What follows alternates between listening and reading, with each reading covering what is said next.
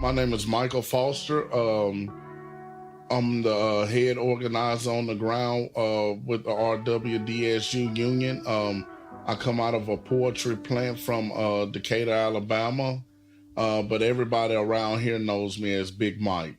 I was just presented with the opportunity to come down here to help a group of people down here in Bessemer, Alabama, to come down here and try to bring upon the change. And I was excited to come and help and just to do anything that I can. We've been on the ground getting authorization cards signed to be able to get to the vote where we at right now. It was just part of the process. We had a tall task to get to. We had to have 30% of 5,800, which is a lot of cards to get signed, but by the grace of God, he allowed us to succeed. We as the union, we didn't just show up at Amazon. We had a group of people call us and wanted help. And as we come out, the people was just telling us about the issues that they was having with getting their schedules changed at night when they're asleep, and not knowing that they got them coming in an hour early, and now they're being docked an hour's worth of pay because they did not know. And you can be up for termination just for going to the restroom.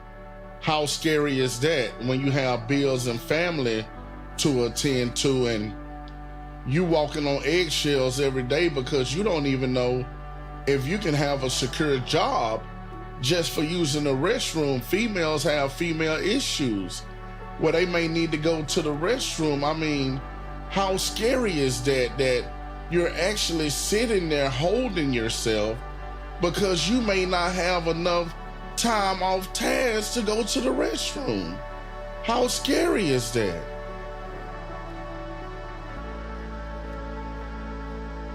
I'm talking to people that said, I was hoping that we could win, but now I'm more positive that we're gonna win.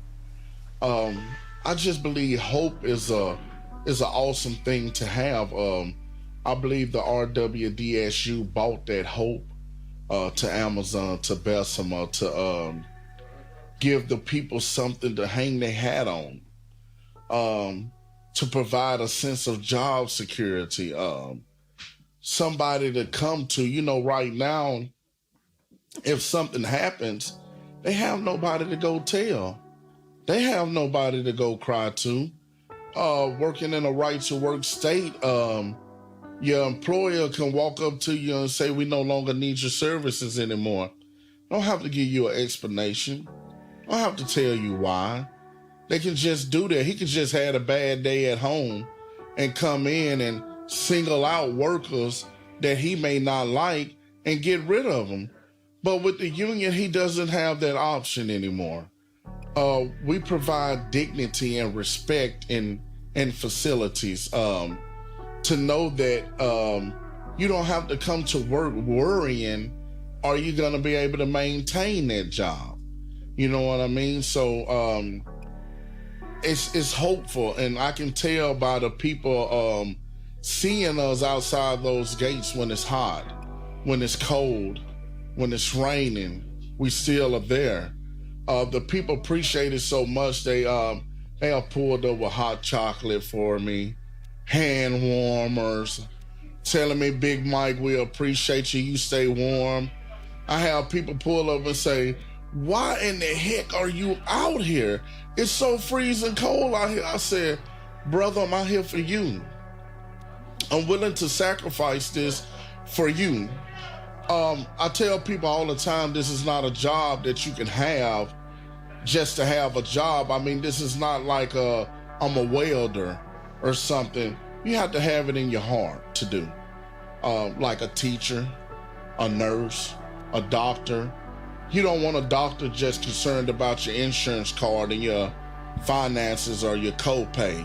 You want him to actually care, because when they care, they do the best job, because they actually care about your well-being.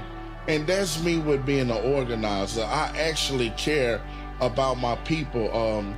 I make myself available. People call me 11, 12 o'clock at night because they work second shift and they have issues, and I'm available, and I'll allow them to know that my availability is always, because I know that they need somebody right now. So I just try to give them that sense of hope that, hey, we're here, we hear you, and we're gonna stand with you. Everything has to have a foundation. Right now with this movement, it's the foundation of what could come, of the beauty that could come from this. And I just believe regardless of the outcome, this is gonna start a movement. We're gonna continue to fight, whether it's here, somewhere else. The RWDSU along with Big Mike, we're gonna show up. We're gonna be relentless in our effort to help. It's a time out for oppressing people, especially African Americans. Bessemer is majority African American. Amazon is majority African American. And I don't know if you know this, but Bessemer is one of the poorest. It is the poorest city in Alabama. These people have been oppressed, and it seems like everybody benefits off of oppression except for the people that's being pressed. So it's time out for that. It's a new day and time. We're not gonna accept it no more. We have a slogan that we use around here in RWDSU is that we want our people to have a living wage, not a minimum wage. We're tired of just being able to pay bills or just to receive that meal for today. We actually would like to take a vacation also. Not nowhere extravagant, but just to Florida. I mean, to Panama. I mean, what child don't want to take a summer vacation with their family? Growing up as a young man, I never took a vacation. We never could afford that.